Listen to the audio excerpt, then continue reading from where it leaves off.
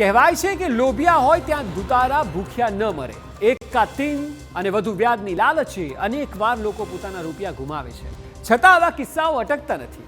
ઉત્તર ગુજરાતમાં બીઝેડ ગ્રુપે 6,000 કરોડનું સ્કેમ કર્યું હોવાના આરોપ થઈ રહ્યા છે અને સીઆઈડી ક્રાઇમે અલગ અલગ ઓફિસો પર દરોડા પાડ્યા છે.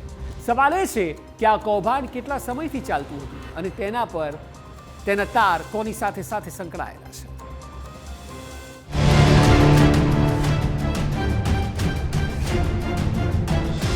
એકા તીન અને બેંકથી વ્યાજ મેળવવાની લાલચ મોટે ભાગે ભારે જ પડતી હોય છે. તેમાં પણ લેભાગુ તત્વો લોકોની આ જ લાલચનો ભરપૂર ફાયદો ઉઠાવતા હોય છે. આ જ પ્રકારનો કિસ્સો બન્યો છે ઉત્તર ગુજરાત. અહીં છેલ્લા ઘણા સમયથી એક ગ્રુપ આ પ્રકારની સ્કીમો ચલાવતું હતું અને આ ગ્રુપનું નામ છે બીઝેડ ગ્રુપ.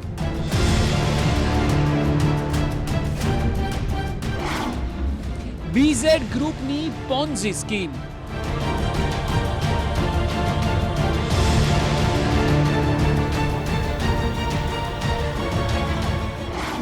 ₹6,000 કરોડનું કૌભાંડ.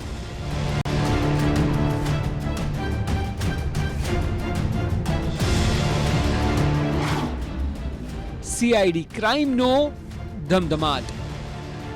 જે પ્રકારના આરોપ લાગ્યા છે તે ખરેખર આકાશી રકમના છે.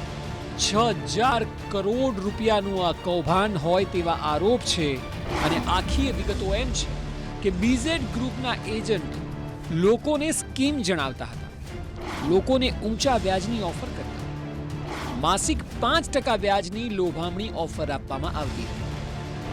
જો કે ત્યારબાદ થોડા સમય સુધી રેગ્યુલર પેમેન્ટ પણ થતું. બાદમાં સમયસર પૈસા મળ્યા નહીં અને રોકાણકારોએ પેઢી સામે ફરિયાદ દાખલ કરી. ગાંધીનગરથી સીઆઈડી ક્રાઇમે એજન્ટોની ઓફિસ પર દરોડા પાડ્યા. મંગળવારે મોડી રાત સુધી સર્ચ ઓપરેશન પણ ચાલ્યું. જોવા જેવી વાત એ છે કે સીઆઈડીના દરોડા પહેલા જ બીઝેડ ગ્રુપ નામથી ચાલતી આ ખાનગી ઓફિસો અચાનક બંધ થઈ ગઈ. સીઆઈડી ક્રાઇમ દ્વારા ગાંધીનગર, વડોદરા, મોડાસા સ્થિત બીઝેડની ઓફિસો પર દરોડા પાડવામાં આવ્યા હતા. માલપુર, તલોદ, વિજાપુર સહિતના 7 સ્થળો પર પણ કાર્યવાહી કરાઈ હતી. ઓફિસમાં સીઆઈડીની તપાસ દરમિયાન કમ્પ્યુટર, લેપટોપ, કેશ વાઉચર અને વિવિધ દસ્તાવેજો મોટા પ્રમાણમાં મળી આવ્યા છે. મોટાભાગે શિક્ષકો અને નિવૃત્ત સરકારી કર્મચારીઓને ટાર્ગેટ કરે છે અને એ રીતે વધારે રિટર્ન મળશે એમ જણાવી આકર્ષિત કરીને પૈસા ઇન્વેસ્ટ કરાવે છે અને શરૂઆતમાં થોડા પૈસા રિટર્ન પણ આપે છે તાકી લોકોને ભરોસો આવશે અને વધારે ઇન્વેસ્ટ કરવા માટે. એમ કરીને સિમ્પલ મલ્ટી લેવલ માર્કેટિંગ એક પોન્ઝી સ્કીમ છે, જેથી સીઆઈડી ક્રાઇમ દ્વારા ગઈકાલે કરવામાં આવેલ જે રેડ આધારે મળેલ માહિતી તેમજ જેને પકડવામાં આવેલ એ આધારે હાલમાં એફઆઈઆર રજીસ્ટર કરવાની કાર્યવાહી ચાલુ છે.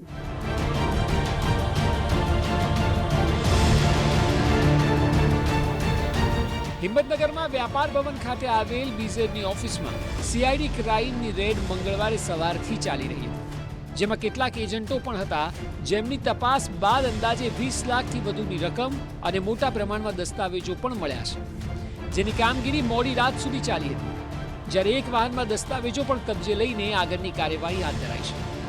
સીઆઈડીની અલગ અલગ ટીમોએ માત્ર હિંમતનગર જ નહીં પરંતુ અલગ અલગ જગ્યાઓ પર એક સાથે રેડ કરી હતી.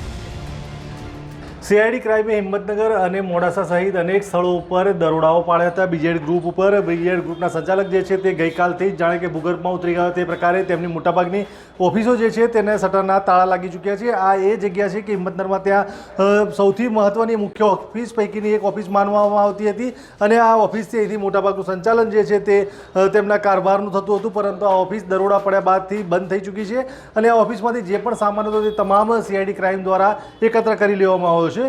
મોટો સવાલ એ છે કે આ જે બીઝેડ ગ્રુપના સંચાલક છે તેઓ જ્યારે લોકસભામાં અપક્ષની ઉમેદવારી કરી હતી ત્યારે તેઓએ માત્ર 17,94,000 જેટલી આવકનો સ્ત્રોત દર્શાવ્યો હતો. આ ઉપરાંત 5 વર્ષ અગાઉ તેઓની આવક માત્ર 4 થી 5 લાખ રૂપિયા જેટલી હતી, એટલે કે 5 વર્ષમાં માત્ર 5 લાખથી 17,94,000 સુધીની જ આવકનો સ્ત્રોત હતો. આમ નજીવી રકમ સામે પણ કરોડો રૂપિયાના રોકાણકારો તેની તરફ આકર્ષાયા અને આ લોભામણી જે જાહેરાતો હતી તેનાથી લોભાઈને આ કરોડો રૂપિયાનું રકમ ઇન્વેસ્ટ કરી છે. હાલ મોટે ભાગે તમામ ઓફિસો બંધ છે અને દરોડાની કાર્યવાહીમાં અનેક દસ્તાવેજો તપાસ એજન્સીના હાથે લાગ્યા છે. કૌભાંડનો આરોપ તો 6,000 કરોડનો છે અને એટલે જ બીઝેડ ગ્રુપનો સીઈઓ ભૂપેન્દ્રસિંહ ઝાલા ભૂગર્ભમાં છે. સવાલ એ છે કે આ કૌભાંડ કેટલા સમયથી ચાલતું હતું, કેવી રીતે આખી માયાજાળ રચી હતી, ગ્રુપની લોકોને ફસાવવાની રણનીતિ શું હતી? આવા અનેક સવાલો હાલ છે, કારણ કે હજી તો તપાસની શરૂઆત થઈ છે. આ જે કરોડો રૂપિયાનું રોકાણ મેળવ્યું તે રોકાણ ભારતમાં જ હતું કે પછી વિદેશમાં પગ કરી ગયું છે, તે તમામ બાબતોના સવાલને લઈ હવે સીઆઈડી ક્રાઇમ તપાસ હાથ ધરી શકે છે. મોજ શોખ પાછળ પણ પૈસા ખૂબ ઉડાડે છે. કરોડો રૂપિયાની કારો ગિફ્ટ આપવાથી લઈને તેઓની જે અન્ય રિલેશન અને સંબંધો હોય તેમની પાછળ પણ ખૂબ જ મોટા પ્રમાણમાં પૈસાઓનો ખર્ચ કર્યા છે અને આ મોજ શોખથી તેઓએ રોકાણકારોને આંચી નાખ્યા હતા અને અંજાઈ જવાના કારણે આજે 6,000 કરોડ રૂપિયાની રકમ જે રોકાણકારો રોકી છે તે હવે પરત રોકાણકારો એટલે કે ખેડૂતો, શિક્ષકો કે અન્ય કર્મચારીઓ, અધિકારીઓને પરત મળશે કે કેમ તે સવાલ થઈ રહ્યો છે. વળી બીઝેડ ગ્રુપની વિજાપુર સ્થિત ઓફિસો પણ બંધ જોવા મળી હતી. કાયદેસરની કાર્યવાહી બાદ જ્યારે સીઈઓ જ ભૂગર્ભમાં હોય તો પછી એજન્ટો તો ભૂલથી પણ ન દેખાય, તે સ્વાભાવિક છે. મહેસાણા વિજાપુરમાં પણ બીઝેડ ટ્રેડર્સની 2 ઓફિસો આવેલી છે. એક ઓફિસ આપને બતાવવા માંગીશ કે અહીંયા બીઝેડ ટ્રેડર્સની એક આલિશાન 2 દુકાનો ભેગી કરીને એક શોરૂમ બનાવેલો છે, જ્યાં smart LED TV, commercial display હોય, ઇન્ટરેક્ટિવ ફ્લેટ પેનલ કે સ્પીકર આ પ્રકારની બ્રાન્ડનું નામ લખવામાં આવે છે. મોટા અક્ષરે BZ અને GST નંબર પણ લખવામાં આવ્યો છે.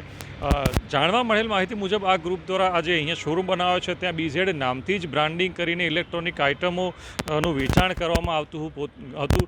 એટલે કે BZના બ્રાન્ડની જ ઇલેક્ટ્રોનિક્સ આઇટમો તૈયાર કરી હતી. તો બીજી તરફ આ બાજુના સામેનું જે કોમ્પ્લેક્સ છે કે જ્યાં નામની એક ઓફિસ ત્યાં પણ બનાવવામાં આવી છે, પરંતુ આ બંને જગ્યાએથી જાણવા મળેલ માહિતી મુજબ જે સંચાલકો હતા એમના દ્વારા જે કંઈ સામાન કે જે DVR છે એ પણ લઈ અને ઓફિસોને તાળા મારી દેવામાં આવ્યા હોવાનું હાલમાં સૂત્રો દ્વારા માહિતી પ્રાપ્ત થઈ છે.